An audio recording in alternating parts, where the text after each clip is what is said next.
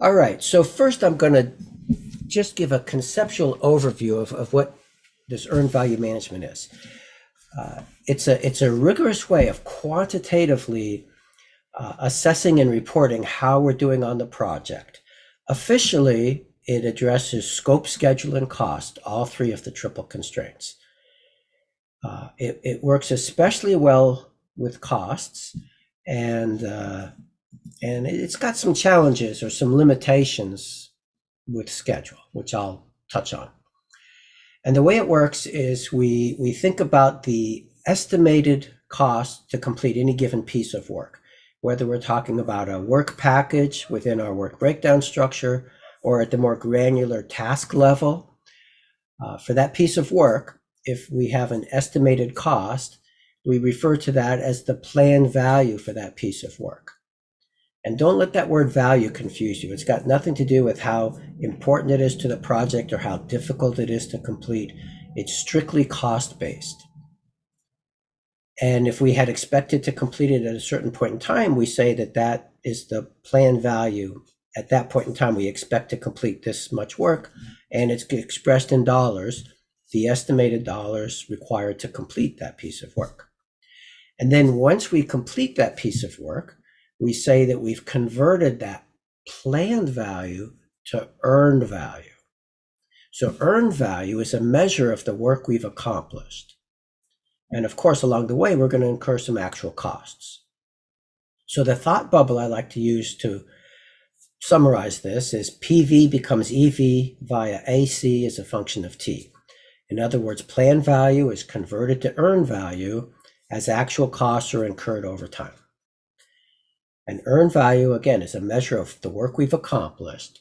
If the earned value is less than the planned value at any given point in time, it means that we're behind schedule because we've completed less work than we had expected to at this point in time.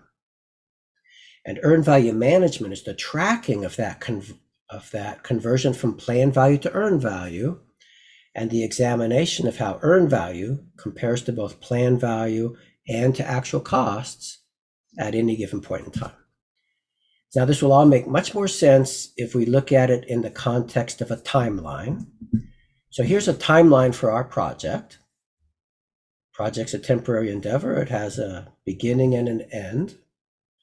And we have some arbitrary point in time right now where we want to talk about how we're doing. And at this point in time right now, there's some amount of work we've accomplished, earned value, and there's some estimate at completion. This is our current expectation for the total project cost. And there's some actual costs we've incurred up through this point in time. And there's some estimate to complete that we expect all of the remaining work to cost to complete. And the estimate at completion may or may not be exactly equal to the budgeted completion. The budgeted completion was our original estimate that became the cost baseline. And the earned value may or may not be exactly equal to the planned value of what we had expected to complete at this point in time. And it may or may not be exactly equal to the actual cost we've completed, that we've incurred up through this point in time. But if we picture dollar signs or dollars on the vertical axis, in the general case, we'd have three different points plotted here. There'll be some earned value of what we've accomplished. There'll be some planned value of what we had expected to accomplish. And there'll be some actual costs that we've incurred. And now it's always true that the estimate of completion is equal to the actual cost plus the estimate to complete. I like to call that the line segment identity. That's simply saying that this line segment plus this line segment equals that total line segment. So that equation is always true. The estimate at completion itself is a projection, and the estimate to complete is a projection. The actual cost, of course, is a historical fact. And so you can use this relationship here in any situation. It's always true. There's going to be some other projections that are situation dependent. When you make projections, they're implying some sort of expectations about what the future is going to look like. And so we're going to see different equations for different scenarios on future expectations. And to set the stage, I want to use an example. Imagine we're a systems integrator and we're going to install video conferencing systems into 10 conference rooms. And these are nice high-end Cisco telepresence systems. The estimated cost for each system is $100,000 times 10 systems, so $1 million total. Nice little project. And now let's imagine that 3 systems have been completed at an actual cost of $280,000. Well, the value of the work completed is the 3 systems valued at $100,000 each. So that earned value is $300,000.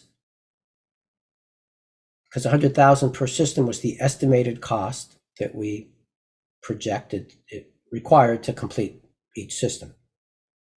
The actual cost, we're told, is $280,000.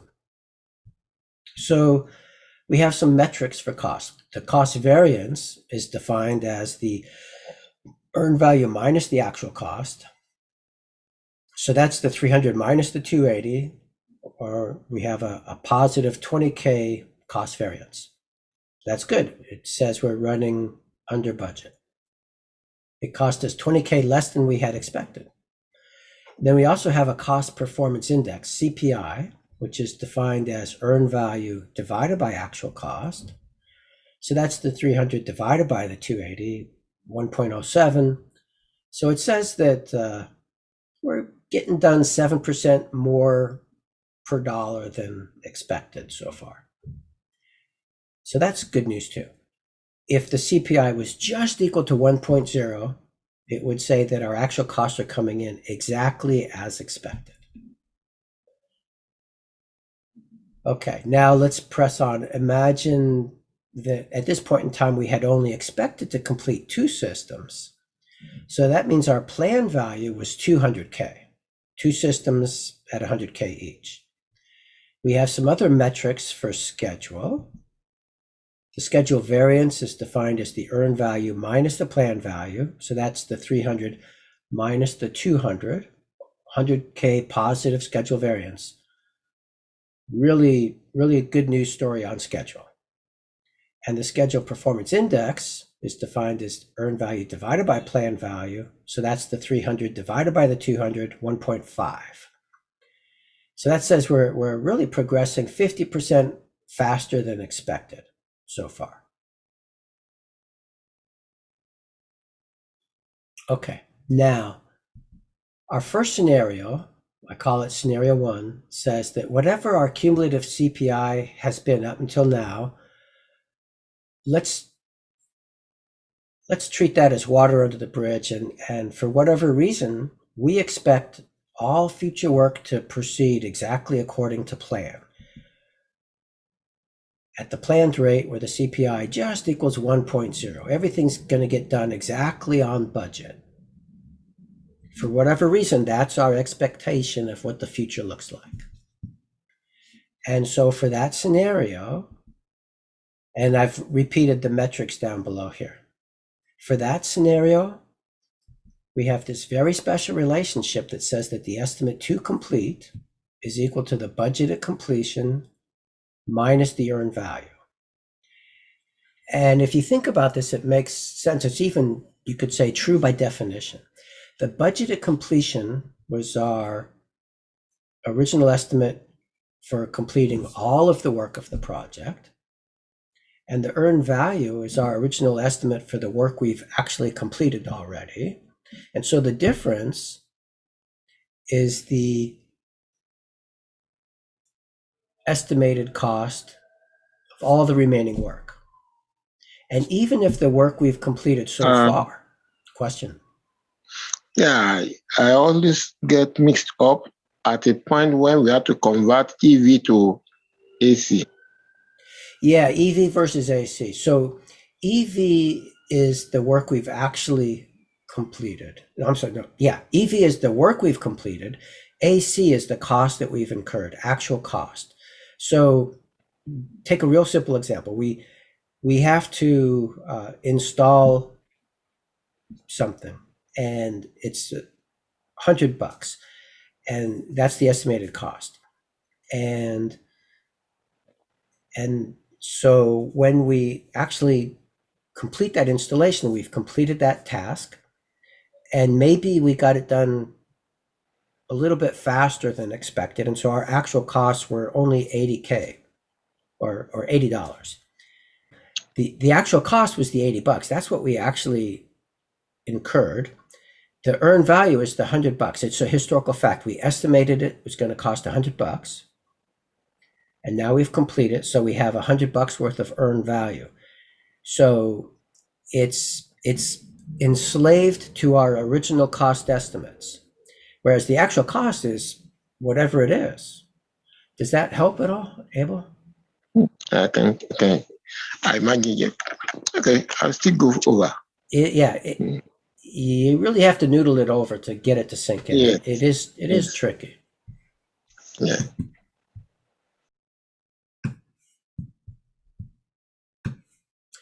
All right, so that's EV versus AC. It is tricky stuff. But what I was trying to get at is this relationship, BAC minus EV. It's conceptually it's the value of the remaining work. It's all of the remaining work valued at its originally estimated cost to complete. And so if our assumption is that all of the remaining work is going to be completed exactly on budget, then this is clearly, by definition, how to calculate that estimate to complete. So this equation is true by definition once you understand the terminology. And that'll also take a while to think about in order for it to sink in. But that's a really fundamental concept, so it's worth thinking about that and trying to get that to sink in. Let me just pause and ask if there's any other questions up to this point. Nope. Okay. Now,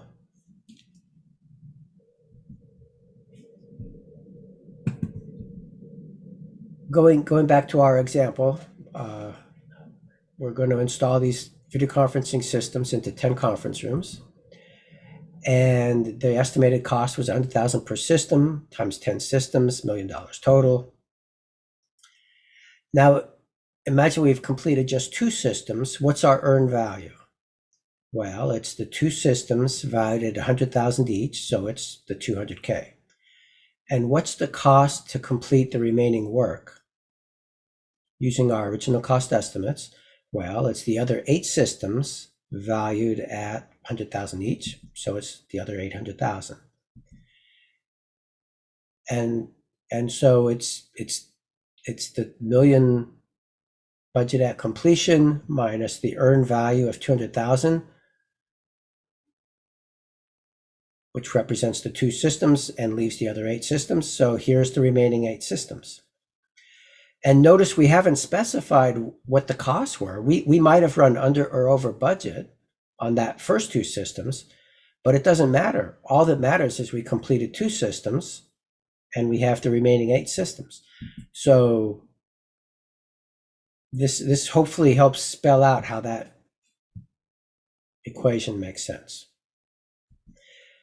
Now, once you're comfortable with that, it's very straightforward to say that the estimate at completion is equal to the actual cost plus that quantity, because that is always true. And now we've got scenario 1 completely understood. So we're going to move on to scenario 2. And here, this one is actually simpler. We're going to assume that the cumulative cost performance index that we've experienced up until now is actually expected to remain the same throughout the entire project. And in that case, we have a single cost performance index that is applicable throughout the project, so we can influence the budget at completion by that single CPI to get the EAC. And for example, we call the CPI down here EV over AC. Imagine all of our work is coming in at twice our estimated cost. So our EV over AC is 0.5. $100 of work is costing $200 to complete. Our CPI is 0.5. When we divide the BAC by 0.5, we get an EAC, which is twice the BAC. And also, if we start at a CPI of 1.0 and we start reducing it to 0.9, 0.8, 0.7, we see how the EAC is climbing steadily. So the equation's making sense. And this is really the default equation on the test. If the test specifies a CPI that you've experienced up until now and doesn't indicate anything else to the contrary, it's intuitive to assume that future performance is predicted by past performance, or past performance is indeed indicative of future performance. So that CPI, we should assume it's going to remain constant unless something in the question indicates otherwise. Okay, and when we get to the practice questions, you'll see how that works. So that's a nice simple equation, and that scenario, I call that 2A, because there's also an approximation. If we're given a CPI and an SPI, and we assume that they both persist, then we have this approximation that says that the estimate at completion is equal to the actual cost plus that very special relationship BAC minus EV, their value of the remaining work, divided by the product of the CPI and the SPI. So in other words, we're influencing the value of the remaining work by both the cost performance index and the schedule performance index to get the estimate to complete. Everything in the square brackets is the estimate to complete. And then, of course, once we add the AC, we get the EAC. And again, this is only an approximation. There is no rigorous derivation of this equation, but it is provided in the PMBOK guide. And if you see a test question where they give you an SPI and a CPI, and they indicate that this is expected to remain constant throughout the whole project, or at least they don't say anything else to the contrary, then this is the equation you would use. And then we have one more scenario. I call it scenario 3. And here, whatever the cumulative CPI has been up until now, forget about that. That's water under the bridge. Whatever plan was, forget about that. That's water under the bridge too. We're going to ask a whole different question. We're going to ask, what does the cost performance index need to be for the remainder of the project in order to achieve any given estimate at completion that we might declare? And this concept is called the TCPI, To Complete Performance Index. And the equation is that very special quantity, BAC minus EV, the value of the remaining work, divided by the EAC minus the AC. And if you look up here, that, of course, is our ETC, estimate to complete. And I like to call this whole quantity CPI subscript F, because that's really what it is. A cost performance index going forward for the remaining work.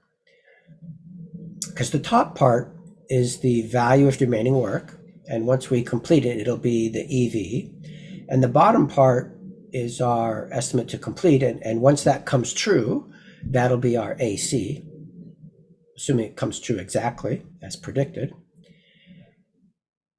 So I really think this makes a lot of sense to think of as CPI subscript F. It's the cost performance index going forward for the remaining work.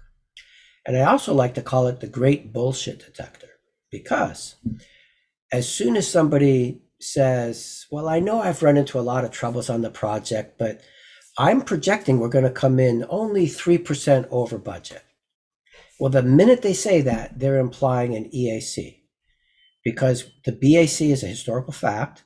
3% more than that is 1.03 times the BAC. So they've just implied an EAC. The EV is a historical fact. The AC is a historical fact. So the minute they provide an EAC, we can run this calculation and calculate the TCPI. And then we can ask them, hey man, I need you to explain this to me. Your cumulative CPI up until now has been this really crappy 0.78. And yet your estimate at completion is implying a cost performance index for the remainder of the project of this really awesome 1.22. Hey, I'm going to need to hear a convincing story to explain this discrepancy, or I'm just not going to believe it. So this TCPI can be a really valuable metric. And it's something you might see on the test. There's just one more relationship we need to know for the test, for the earned value management area. And that is this. The variance at completion is defined as the budget at completion minus the estimate at completion. If that's negative, that's bad. It means we're projecting that we're going to come in over budget. And with that, you have all of the equations you need to know for earned value management. It's a manageable bunch. If you write this out over and over again, it's totally manageable. The more you can really understand the logic of it, the better. And by the way, these scenario names here is just my naming. This isn't any kind of industry standard. I just feel we need to call them something to keep them straight in our head. So this is manageable. The bigger challenge is on a test question, translating the language of the question to the math statements, and then it's relatively straightforward to run the numbers and get to the answer. And this is valuable stuff. It helps you think more clearly about how you're progressing on the project. It can help you understand that and then report that more confidently. In some companies, it's actually expected to be used, and so knowing it can help you live up to those expectations, especially in the defense industry. Any project worth over $20 million, which is peanuts in the defense industry, you're actually required to use earned value management. And there's going to be a caveat to that, which Marty can explain in a minute. Any project worth over $50 million, you actually have to have your cost accounting systems audited to validate that you can do this really well within your organization. Now, I seem to recall, Marty, you telling me that there were some projects where you could say that earned value management won't need to be used because it is expensive and burdensome overhead. Could you refresh my memory? In what scenarios is that the case? Well, so for DoD efforts, the Department of Defense efforts, earned value is required on the fixed price contracts. Okay. As we monitor the progress being made. And that is because, given that it is a fixed price, you do have what the end state is. Yeah. Whereas in a cost plus or a time and materials, you don't necessarily have what that actual end state is going to be. Of course, yeah. So you could, if you had a cap, not to exceed, you could try to apply it to that not to exceed amount. Yep. But again, that's a not to exceed and not a specified amount in terms of what it should. So even in a fixed price incentive firm target, you could do it because you do have a firm target. Yep. But that's why DoD does mandate its use on fixed price arrangements, but not on cost plus. Over. Okay, great. Thank you. That makes total sense. It would clearly be unusable in a cost plus, except with that not to exceed, and then it's still slightly awkward. Let me ask, in the fixed price scenario, firm fixed price or fixed price incentive, if that contract was worth less than 20 million, is that still true that you wouldn't have to use earned value? Did you say under? Under, yeah. Yes, if it's below the simplified acquisition threshold, then it's not mandated. It's still recommended. Because again, it's not the only issue becomes if you are. So in order to do this, you have to have information from the contractor, and they don't necessarily have to tell you specific costs in a fixed price contract. So you're normally going to have to pay for reports in order to be able to do your earned value management. Yep. And at that point, if the cost of the contract is low enough, then you start to look at what's the benefit of paying more for these reports as procedurals, contract deliverables, because now you're starting to eat at, you're really adding to what the fixed price is, because you're not going to get those for free. You're going to pay for them. Yep. And so now something that could have cost less, you're not, if you're doing your surveillance well enough, you should be able to see the progress being made, but you're not going to get the cost granularity unless you ask for it. And if you ask for it, you're going to have to pay for it. Yep. Okay. And so that's kind of why it makes sense not necessarily to mandate it below a certain threshold, because of the return on investment for doing EVM and what it would cost to get the information to do it. Over. Yep. Yep. Thank you. That makes total sense.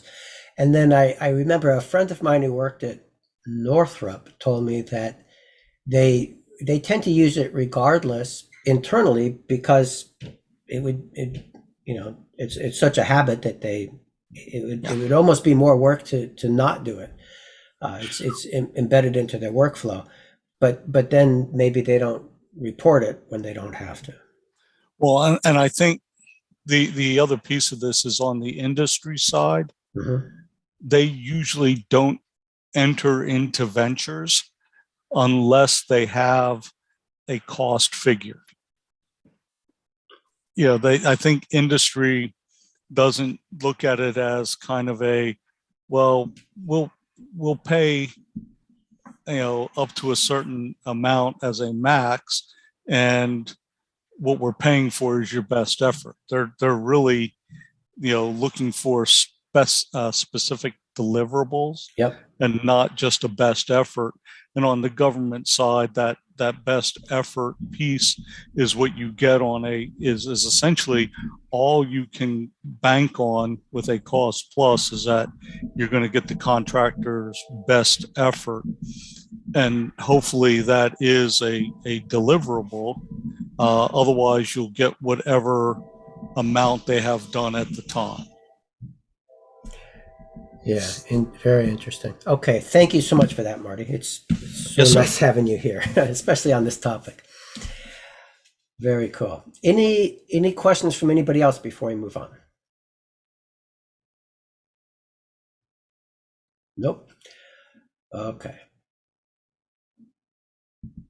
So I'll talk you through this. This is graphically illustrating what we've been talking about.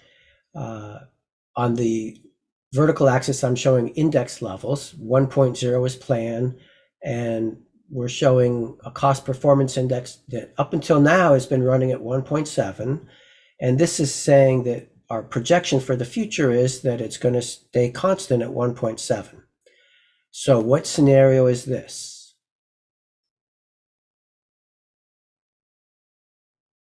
Tell me what you think, A, B, C, or D. I think it still persists. And I will pick A because it continues. Well, it continues where it is. A is saying continues on plan, and plan is 1.0. So this is actually B Bravo. This is scenario 2A. No. Yeah. This is scenario 2A where the CPI persists. In other words, CPI remains constant right where it's been historically. Okay. So for this graphic, the answer is B Bravo, B. scenario 2A, where the CPI persists, or in other words, remains constant. Okay. And for that scenario, our EAC formula is that nice simple one, BAC over CPI. Okay, what about this?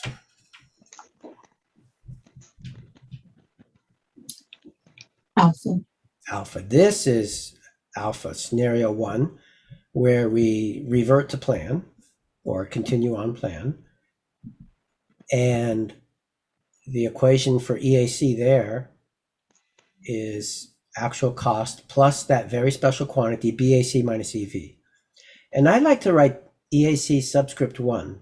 EAC for scenario 1, it helps me organize my thoughts. And then I write out the equation. Just sort of an intermediate step to keep my thoughts organized. Okay. Now, it's always true that the EAC equals the AC plus the ETC, so we can see that portion there as the ETC. Now, what about this one?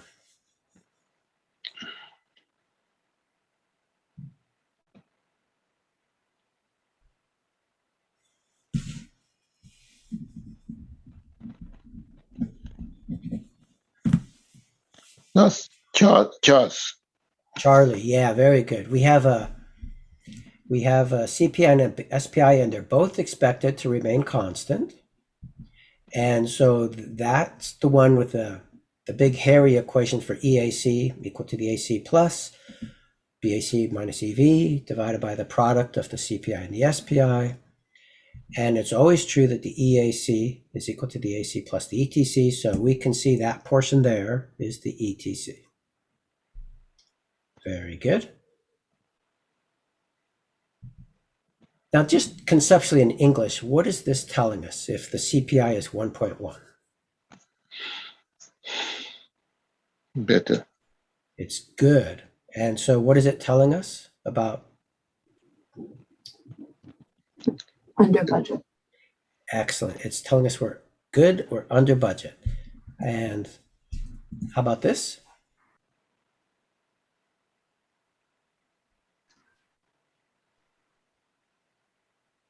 Cost is going over. Yeah, good, Seema. It's bad over budget. How about this?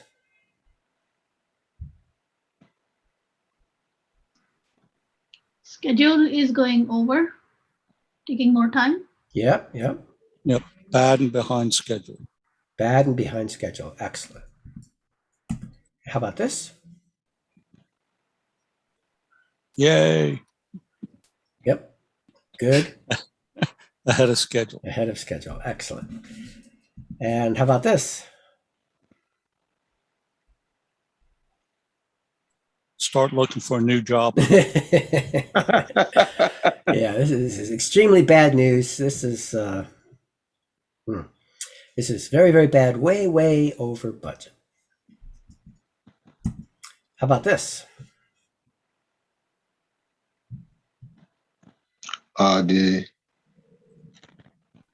cost is okay, but the schedule is under budget. The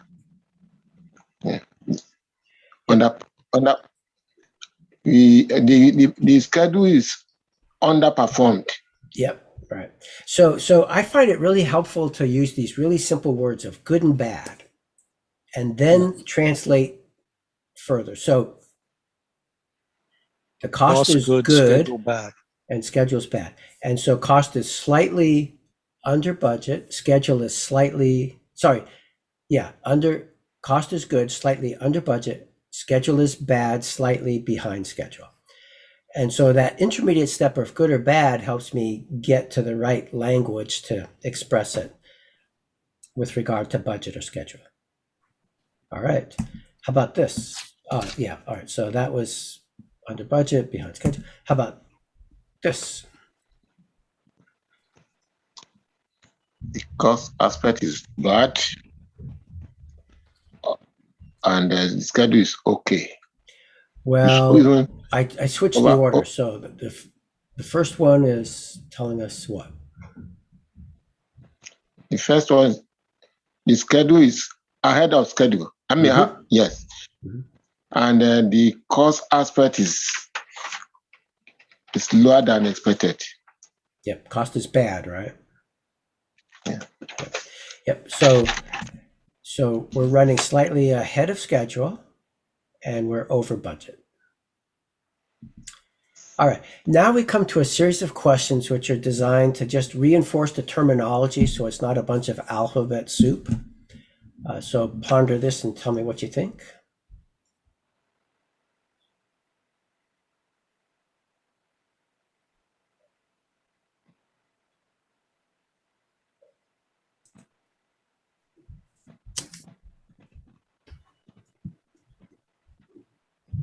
C, Charlie. C, Charlie, very good, Seema, yeah. EV stands for earned value. It's the cost that was originally estimated for the work that has been completed. How about this?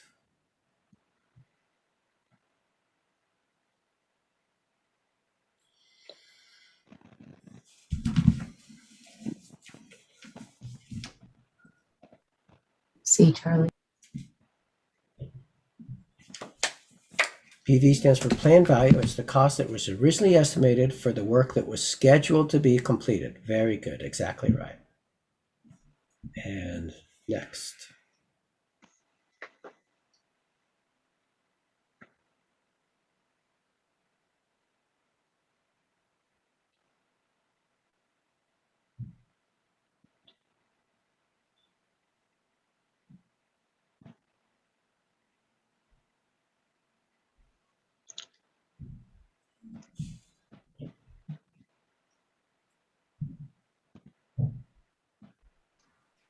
Again, C, Charlie.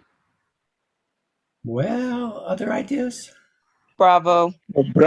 B, Bravo, yeah. AC stands for actual cost. It's the cost that were in fact incurred to date for a given piece of work. Now you see what I didn't see? I threw in the word actually in a gratuitous way and head faked you into an answer that wasn't correct. Because what C says is that it's the cost estimated for the work that was actually completed. What that's describing is earned value, the cost estimated for the work that was completed. That's actually describing earned value, but I wrote it in just such a way as to seduce you into going for it. And so that's just an example of how you have to read carefully on the test, because it's very easy to head fake you into an incorrect answer. So watch out for that on the test, because I'm not the only one that knows that trick. All right, on to the next.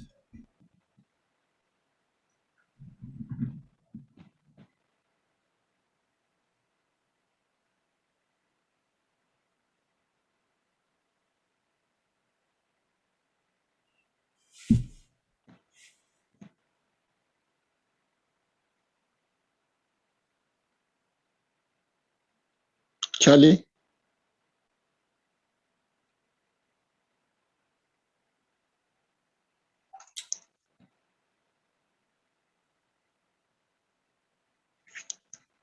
Well, other ideas? Alpha, please. Alpha. Alpha. ETC, the estimated complete, is the current estimated cost of the remaining work. Yeah, Alpha has it correct. Very good. All right. Next.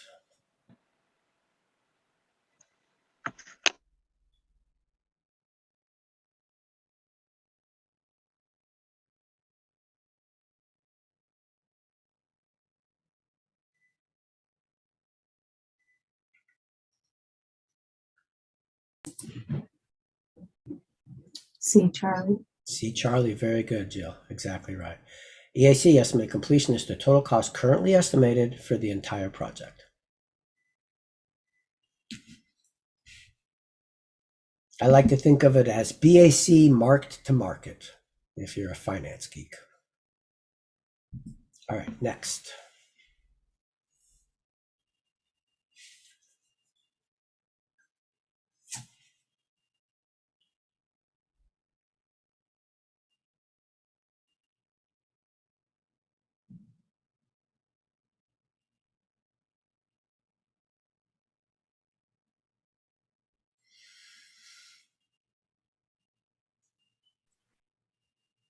Bravo.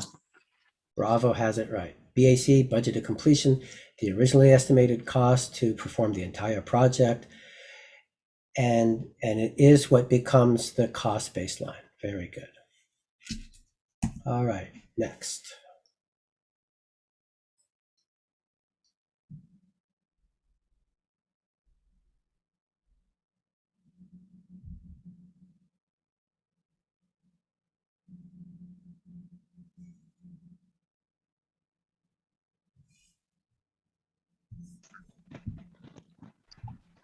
B, Bravo.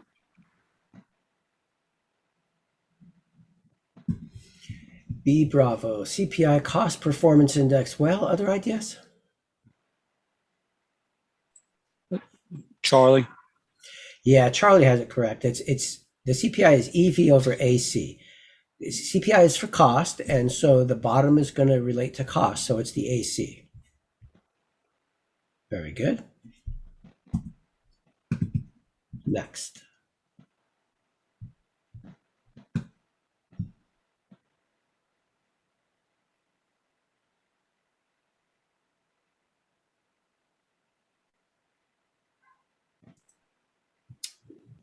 B, Bravo. Sorry, say again. Bravo. B, Bravo? Is that what people Bravo. were saying? Yep. Yeah, that's right. Very good. SPI, Schedule Performance Index, calculated as EV over PV. Because now what we're doing is we're comparing the work completed to what we had expected to complete at this point in time. So it's all about schedule. All right. So that's the end of that series of questions. Now, this is just reviewing the scenarios again. So for scenario 1, what is the equation, or which of the below are the correct equation for EAC for scenario 1?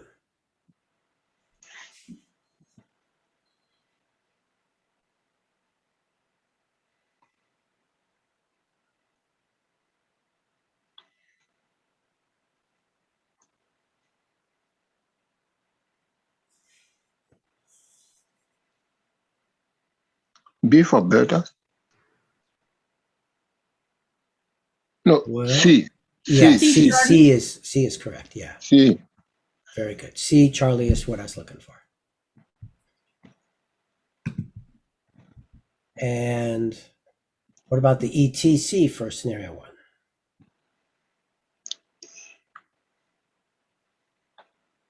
ETC.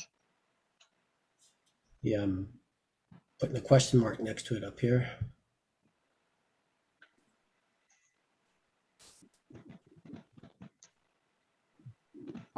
D is a delta. Yeah, very good. This is D delta, that very special quantity, BAC minus EV. Very good.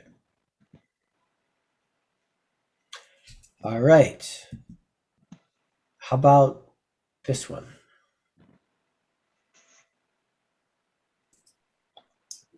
C, Charlie. C, Charlie is very good. This is that simple one, CPI applicable throughout the whole project. And how about this one?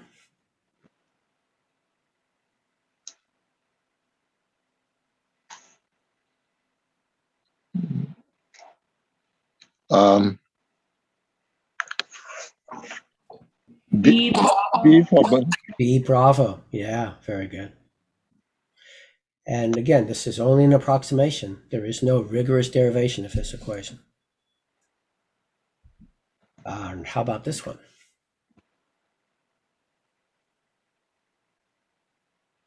Charlie? Well, other Uh, ideas? no. Alpha, please. Well, Because, okay. Bill, is there a D for D Delta? delta. Yeah, very good, Amber. Oh, I D can't see delta. any letter.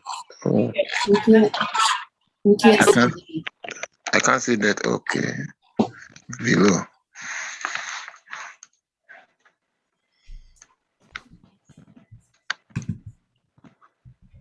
Okay, so all of that was a warm-up. Now we get to the real questions. So ponder this and tell me what you think, A, B, C, or D.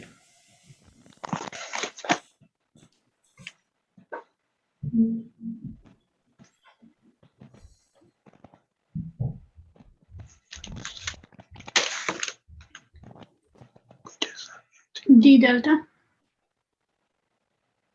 Yeah, very good. Does everybody see that? So the marketing campaign is ahead of schedule. Is that good or bad? Good. Good. And it's Good. under budget. Is that good or bad? It's good. It's good. So we're looking for both metrics to be good. So both metrics need to be greater than 1. And so that takes you to answer choice D as in delta. And especially when you have to keep two metrics in your head at the same time, boiling it down to good or bad is a really helpful first step. All right. Next question.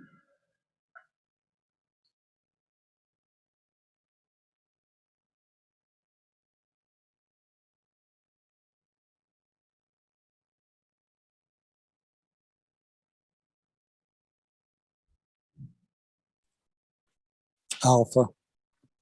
Yeah, very good. Alpha is what I was looking for.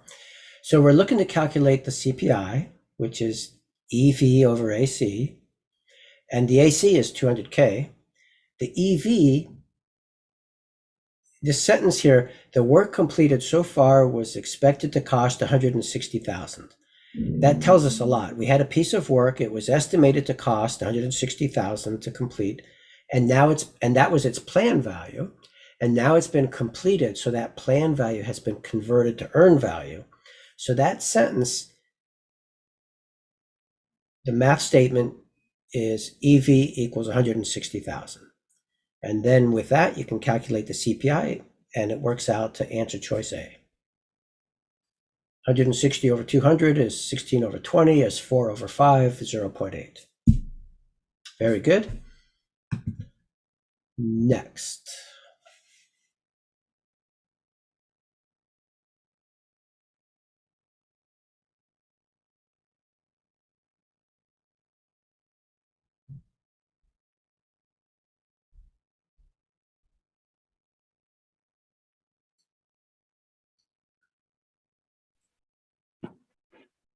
Bravo. Yeah, bravo. That's what I was looking for. So task A and task B are the only things going on here. The cumulative CPI is this really crummy 0.76, and task B is actually looking slightly on the good side, because with a plan value of $1,000 and being 90% complete, we would logically expect to have incurred costs of 90% of the $1,000 or $900. So the 850 is slightly less than that. So we're looking slightly good on the cost picture in task B. The only other thing going on is task A. Therefore, task A had to be bad. So answer choice B, task A ran over budget. So we can make an inference about A from what we know about B and what we know about the cumulative CPI. And I added this sentence, other tasks cannot be completed until A and B are both complete. What I was trying to say there is there's nothing else going on. These are the only two activities. And even if I hadn't put that sentence in there, on the test, you want to be very careful to restrict yourself to just the information given to you in the question.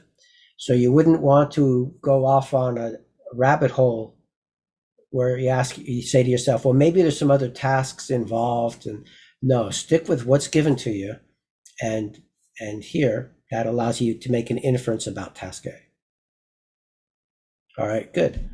On to the next.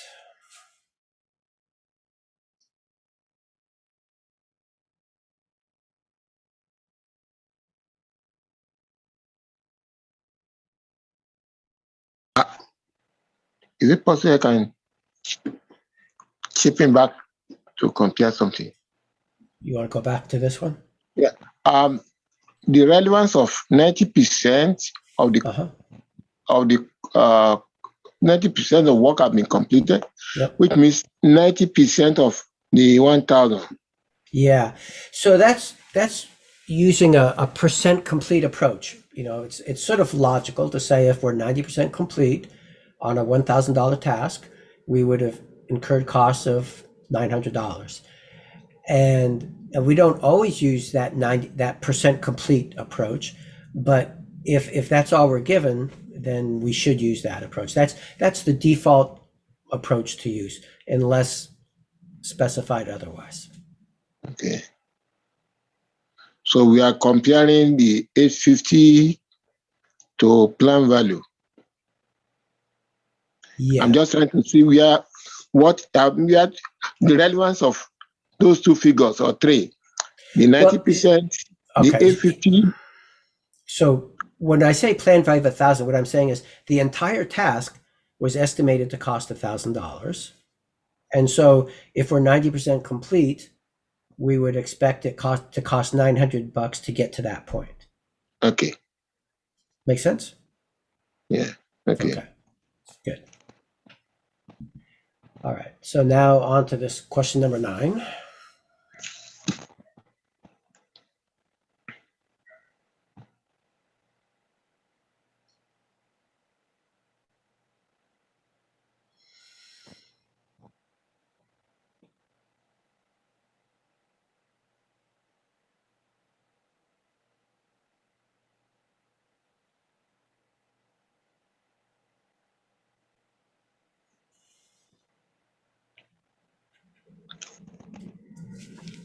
Alpha?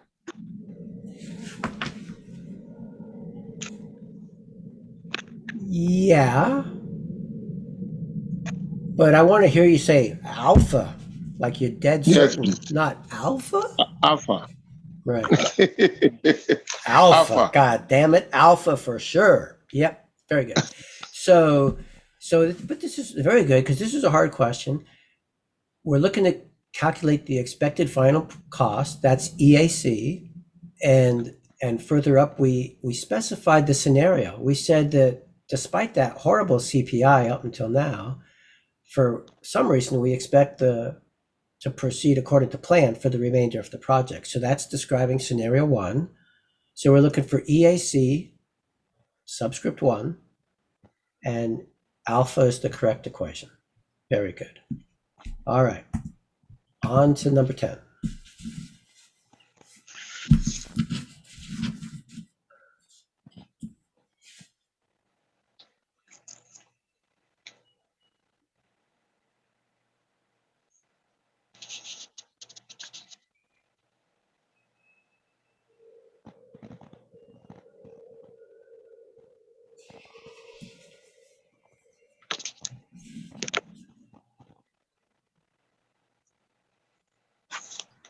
B Bravo. Yeah, very good. B Bravo. So there's a whole bunch of extraneous information here. All I'm really asking is, what is the correct equation for the CPI? And B Bravo is the correct answer. Very good. On to number 11.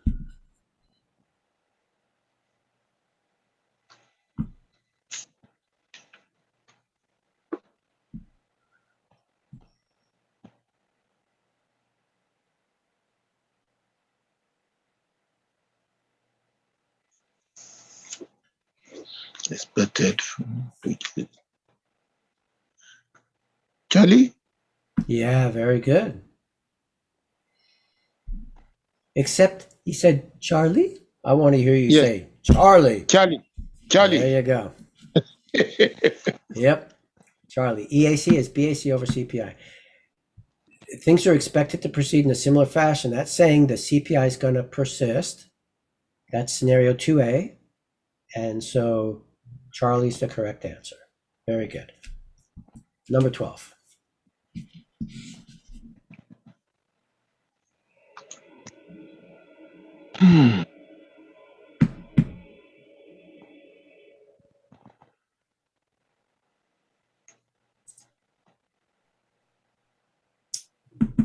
It's talking about the remaining work. So, I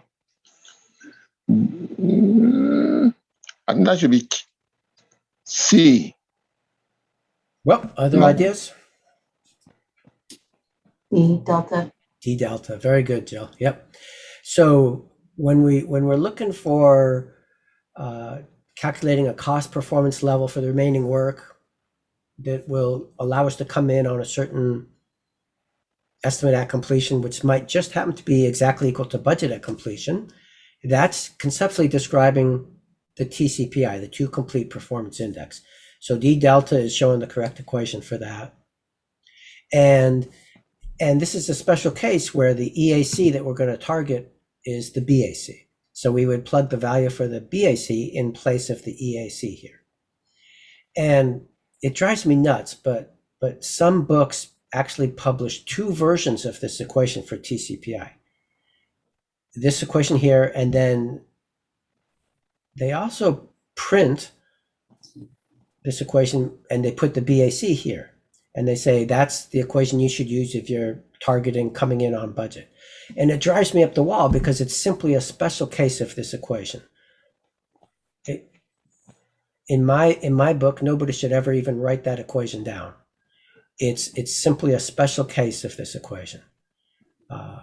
So understand that and don't memorize it as a separate equation. This is the equation and that's a special case. All right. Bill, Yeah. do you think on the test, is it safe to assume that the EAC is likely to equal the BAC in most of these questions, or do you think they're going to get fancy with that? I think that in the general case, the BAC and the EAC are two different things. Okay. Yeah. To me, it's a special case if you come in on budget. I mean, in our own work experiences, it feels like a special case to me. People always say they're going to come in on budget, and in the end, they don't. You know, it would be miraculous to come in exactly on budget. If you're coming in on budget all the time, you're probably finagling the numbers. Yeah, I was just wondering for the purposes of the Yeah. test. For the purpose of the It test, seems like safe to assume that the goal would be to come in on budget. oh yeah, And these questions seem to revolve around that goal. yeah. So absolutely, the goal is to come in on budget, or frankly, even under budget. You know, looking at the company, what's good for the company. If you can come in under budget without compromising anything else, that's even better. And if you have a company culture where coming in under budget is going to be frowned on, I would say that's a dysfunctional frickin' corporate culture. But you might find that somewhere, unfortunately. All right. So, you know, that's that theme of what to expect on the test. There's some other general rules of thumb. In general, on the test, you should assume that you're in a reasonably large company with reasonably sophisticated project management practices, with maybe a balanced matrix organizational structure, and all of the processes are being followed correctly, unless specified otherwise. So there's a default assumption set you can work with right there. Okay. On to number 13.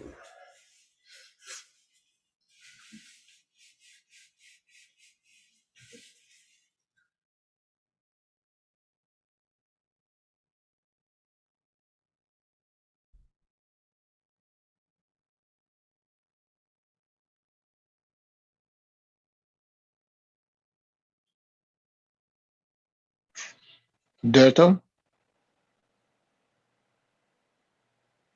Awesome, exactly right.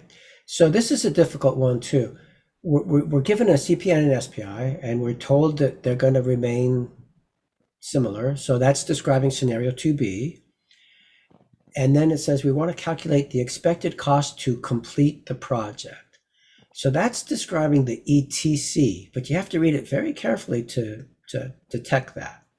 So ETC subscript 2B, D delta is the correct equation. Very good. Next.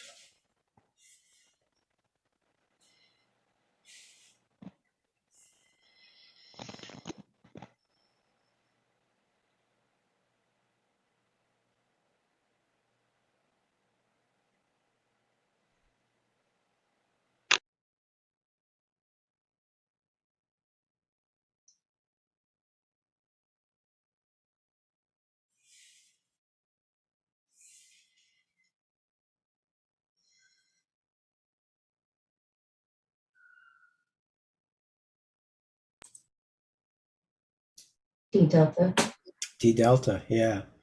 So when it says a $10 million project, that's saying the BAC was $10 million. That was our original estimated cost of the project. If you hear phrasing like the value of the project, that's referring to the BAC. And the CPI is 0.75, and we're told that that's going to continue. So we're asking for a project cost upon completion. So we're looking for an EAC for scenario 2A. And so that's BAC over CPI, 10 million over 0.75. And when you punch that out in your calculator, you'll come up with answer choice D. Very good. Okay, now we've been going for over an hour. We only have a few more questions to go, but some of them are pretty long and painstaking. So I'd like to call for a 5-minute break here. Let's get up and stretch and recharge and to come back and finish up strong, okay? Okay, everybody back, ready to go? We did this one, number 14, on to number 15 here.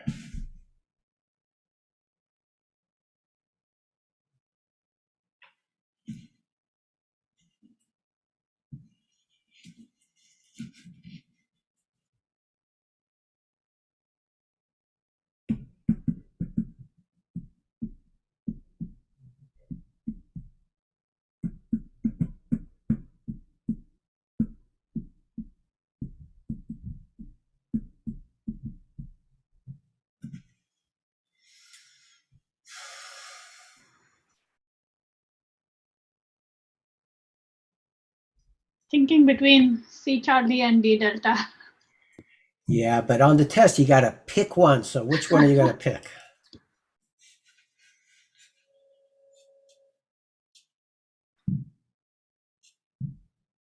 CPI greater than 1.0. Not very sure about TCPI. Yeah, Need Charlie. to study more. Yeah, so Charlie is the answer I was looking for. Your instincts were right on target. D was a distractor. It's not a very coherent or accurate statement. It was just a distractor to try to throw you off. C is what I was looking for. Basically, So, mhm, go ahead. CPI Mhm. and TCPI, so TCPI doesn't have anything to do with schedule performance index. It's just total. Not That directly. is what I was thinking. That is why I Yeah. got confused between C and D. Yeah. So schedule would only come into play to the extent that it affects costs. You would have to contort things to get it to be a part of the story. TCPI is primarily about costs. Okay.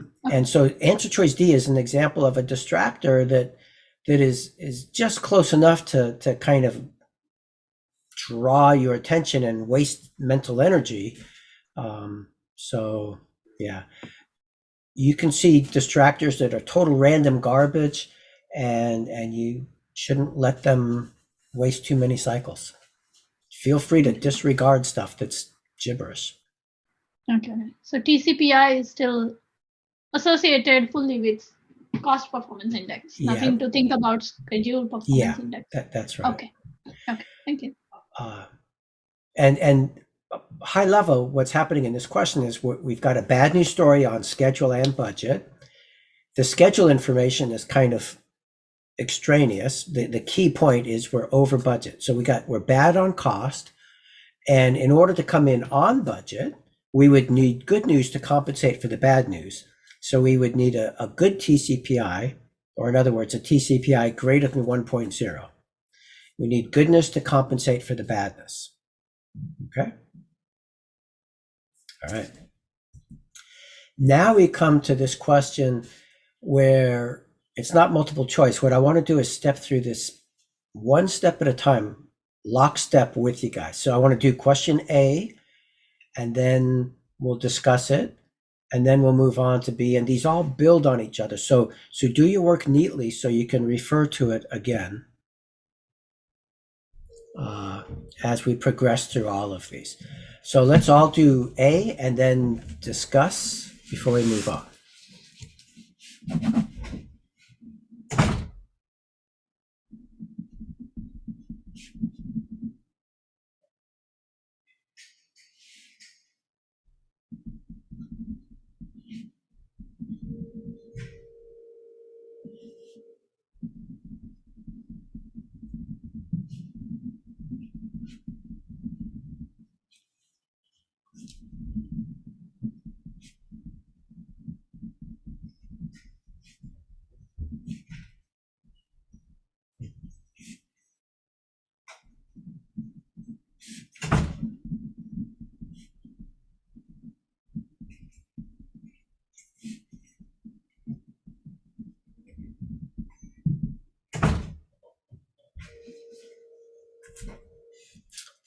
So whoever comes to an answer, let me know what you think for answer choice A.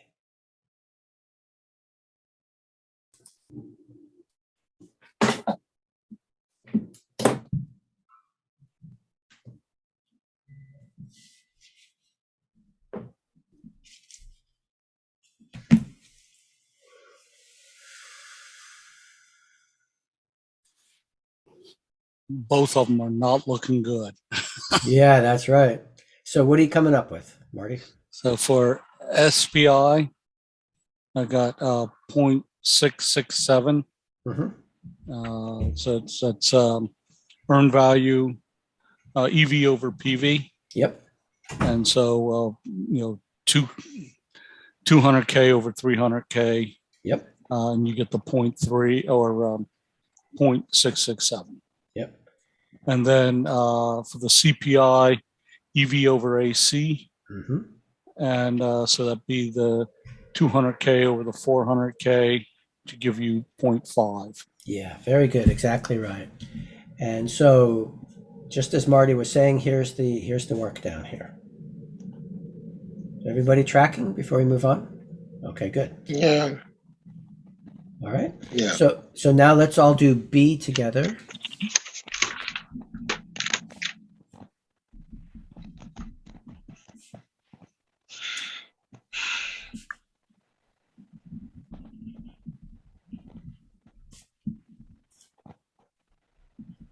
ETC.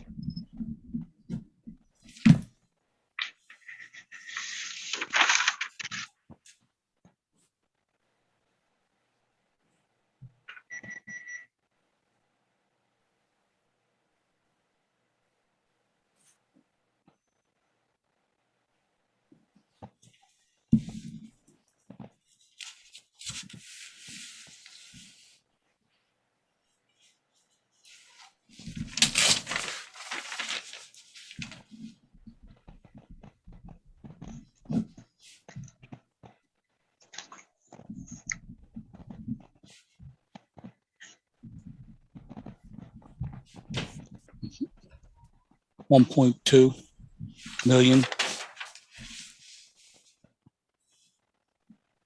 Oh, I'm sorry. 1.8. Didn't work in C. Yeah, you jumped ahead. So what'd you get for the ETC? I have the formula to be BAC and EV over EV, rather.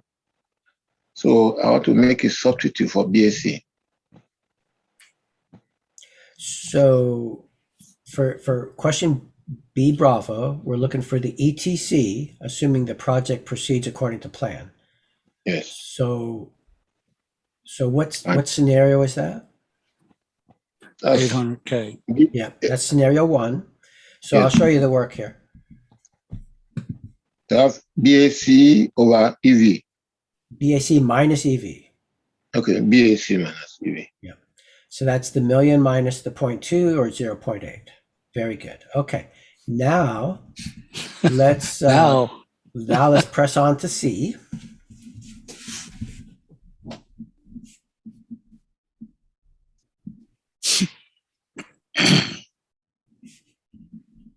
Minus EV.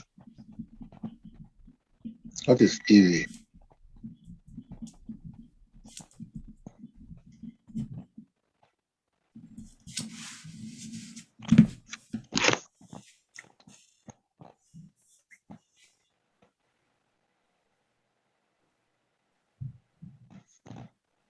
$1,200,000. Yeah. So what Marty had said before. So if we look at the work now for C, we're looking for the EAC under scenario 1, which is that equation which calculates out to the 0.4 plus the 0.8 or 1.2. Very good. All right. Now let's press on to D delta.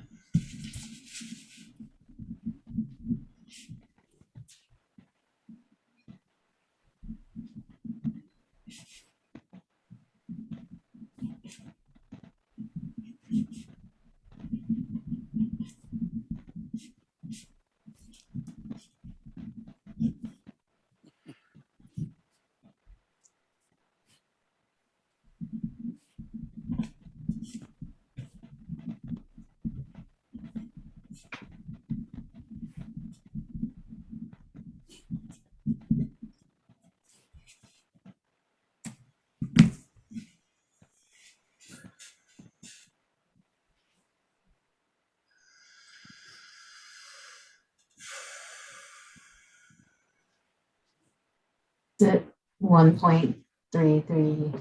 Yeah, exactly. Very good, Jill. All right. So I'll show the work here for D delta. 1.33. Yeah, what we're describing here is the idea of the TCPI when we're going to come in on budget. So TCPI, there's the equation. BAC is 1 million, EV is 0.2. The EAC, we're going to target coming in on budget. So we put the value for the BAC in that position.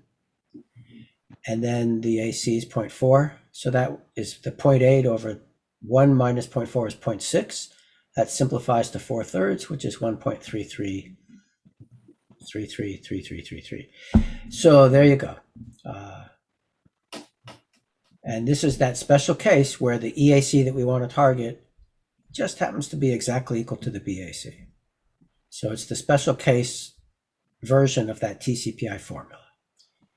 All right. Now let's go on to E echo.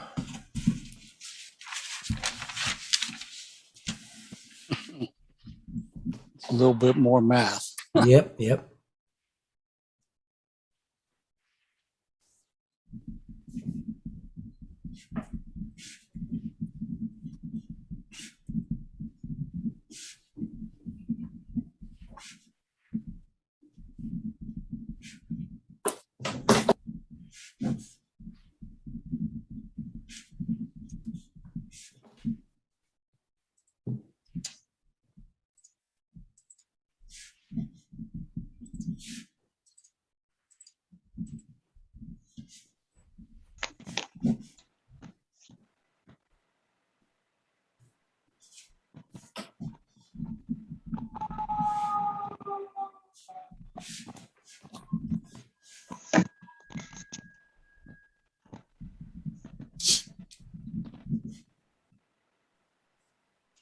Like 16.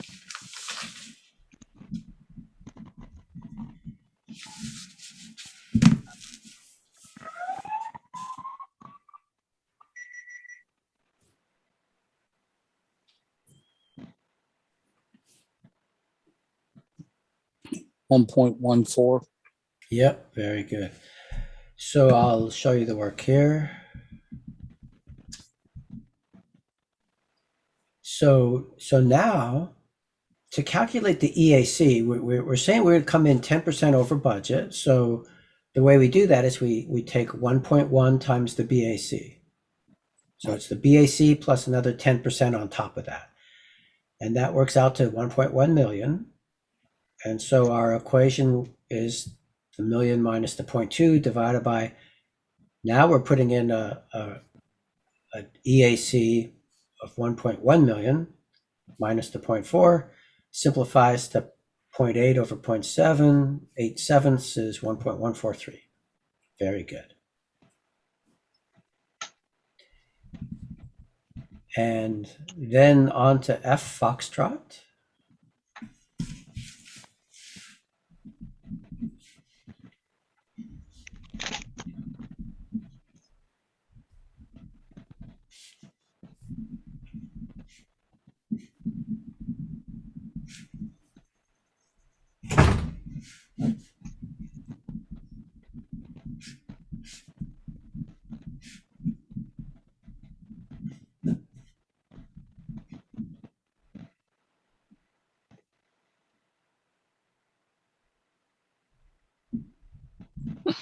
Ouch.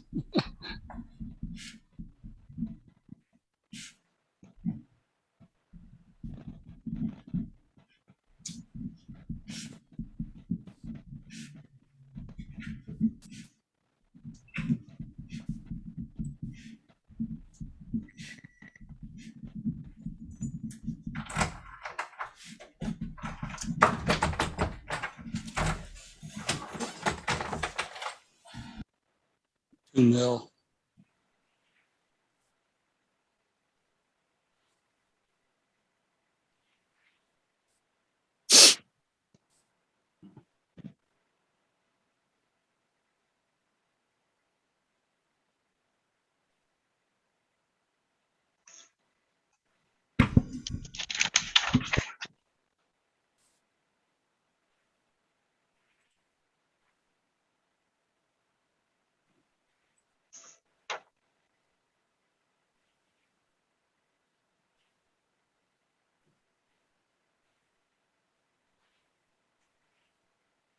$2 million.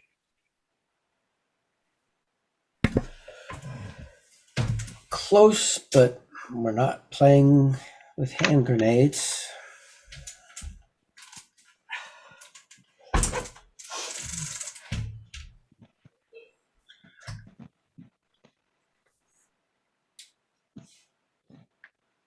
Let me ask, what scenario are we describing here with F? BAC over CPI. Well, we've been given a CPI and an SPI, and we're told that past performance is indicative of future performance. So I think that says we have a CPI and an SPI that both persist. I think we're still doing F. Yeah, we're on F. This is just talking about That's about 1 million. CPI. So F should just be BAC over Oh, CPI, I'm so sorry. I'm so sorry. which would be 2 million. I'm jumping ahead. Yeah, you're right. We're only dealing with CPI here. So Yes. you Can't all hear are you, right. Bill. It's BAC over CPI, which is the million over the 0.5, which is 2 million. I'm so sorry. I was jumping ahead in my head. So for F, the answer is 2. And now on to G. Even though I stole the thunder, let's work through G and see if we get the right answer there.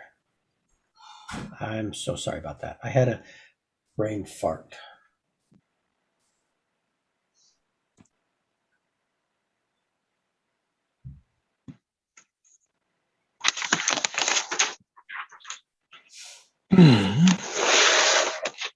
Second.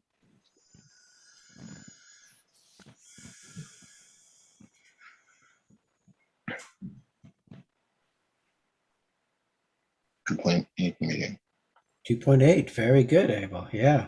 Let me scroll down to the work for this. So for F, it was that simple formula, scenario 2A.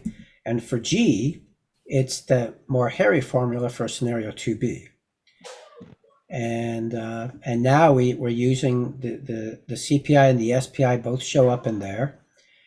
And the way to avoid rounding errors is to work with the fractions instead. So if you're dividing by 2/3, you multiply by 3/2. If you're dividing by 1/2, you multiply by 2. And then that comes out to 2.8 million. Very good. All right. So that finishes this perfect Tommy question. You might also see on the test some plots, something like this, where you're asked a question to interpret the diagrams. And as you're looking at these, just remember the metrics. SPI is EV over PV, and CPI is EV over AC. And that'll help you compare the correct curves. So we can see here that our actual costs are above the EV. So EV over AC is less than 1, so it's a bad news story on cost. SPI is EV over PV, and that's a bad news story on schedule as well. In addition, let me just tell you what else I see here. So the actual cost curve is steepening out after time point A. So it looks like we started spending money at a faster rate to try to pull this earned value curve up towards the plan value. And eventually we got it up to that level. If we assume this is the end of the project and full scope, eventually we achieved full scope. We were late and we were way over budget, but we got it done. So this could have been a regulatory compliance project where failure just wasn't an option, and we got it done. Here's another scenario. And so what I see happening here is basically, we started off progressing much slower than planned, and we cranked up our rate of spend after time point A to try to pull the earned value curve up towards the planned value curve. And then eventually we flatlined over, and then the project was ended here. So what might have happened was we were trying to do some kind of stretch goal and we just couldn't get there. And we kept trying, we kept spending money and working and trying without making further progress. And eventually we got above, if we imagine this is our budget, we got over budget by some amount, and then somebody pulled the plug and canceled the project. So you could imagine the project was terminated because we failed to make further progress. We ended up being late, over budget, with a project that never achieved full scope. And we don't know whether the partial scope achieved was useful or not. It might have been an all or nothing situation, so it might have been a complete failure with regard to scope. We don't really know that. But you can see how these curves can tell a pretty rich story. And I just wanted to expose you to this, so if you see some curves in the test, you're equipped to navigate them. Okay? Any questions about that before we move on? Nope. Okay. So we've been talking about this SPI, Schedule Performance Index, but it's an average, and averages can hide a lot of sins. So we might have an overall SPI of 1.2, and we might think, therefore, our schedule's all good. But yet we might, theoretically, we might be hopelessly screwed and doomed to serious trouble on schedule, because we might have a steaming pile of trouble on our critical path. And we have some good news away from the critical path, which is disguising that. So we need to keep in mind this limitation when it comes to schedule. Earned value management works much better for cost, not quite so well for schedule. Now that is something I don't expect you to see explored on the test, but I just wanted to mention it because in the real world, I think that's a pretty important point to understand. Okay. To deal with that concern, there's something called earn schedule, and there's a little note in the PMBOK guide on page 233 that says that this is an emerging trend, the use of earn schedule. Well, personally, I haven't found anybody yet who's using earn schedule in anger in the real world. I would love it if somebody knows of a case. But so far, I haven't found anybody using this in the real world. And I doubt that you would see it on the test, but it intrigued me. So I looked into it, and I just want to summarize the concept briefly here. Here in this plot, for the plan value, I'm showing something which is closer to our classic S-shaped curve, where we start slow early on, and then as we get into execution, we start spending money at a more rapid rate. And then towards the end of the project, we start rocking over and progressing slowly again.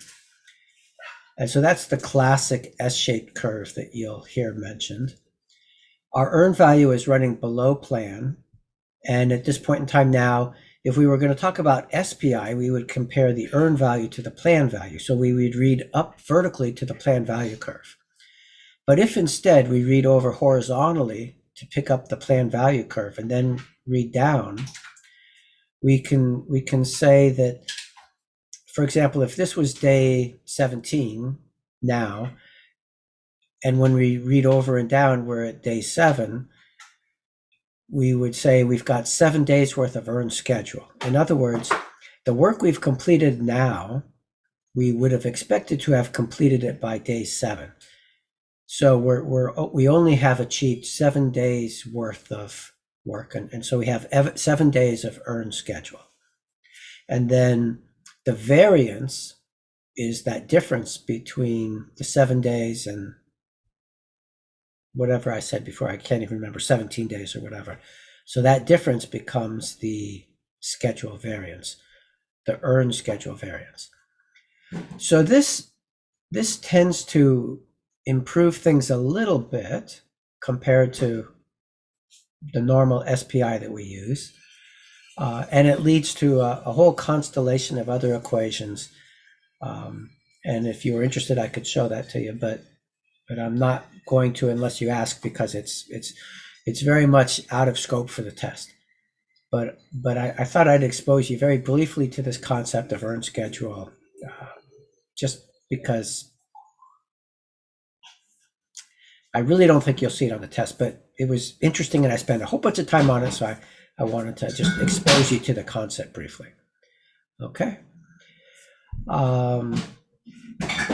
At the end of the day, the bottom line is you really got to keep an eye on your critical path. If you have a steaming pile of trouble on your critical path, a plane crash of issues there, that's what you need to understand for schedule.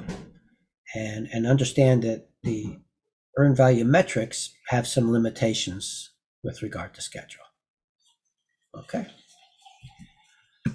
So with that, we've covered everything that I've got for you today.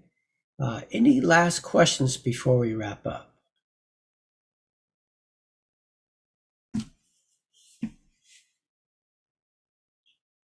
Not hearing anything. Mark, I really appreciate your contribution earlier when we were talking about, gosh, what was that? Oh, the use of earned value management in contracts of different sizes. That was interesting. Appreciate it. And I've recorded this, so that gem of wisdom will be in the recording for everybody else. So the lie will live on. You will live on. And Amen. If it's all right with you, I might even post this publicly because it's not copyright protected. It's not PMI stuff, certainly. So cool. Thank you very much. And thank you all for attending today. Thank you. This would have been really boring if I was talking to myself. So thank you all for being here. It'll be even more satisfying when you actually pass the exam. So work hard and get it done, please. That's Thank you. that's where I'm trying to get you all in, and I'll get my satisfaction out of your success. So reach out to me if I can help. And Marty, I want to take you out for lunch. I'm waiting for the right time when I have my car, and I'll reach out to you to try to schedule it. Thank you.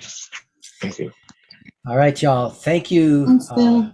Any Sounds last good, questions? Bill. Yeah. All right. Okay. Once more, any questions before I wrap up?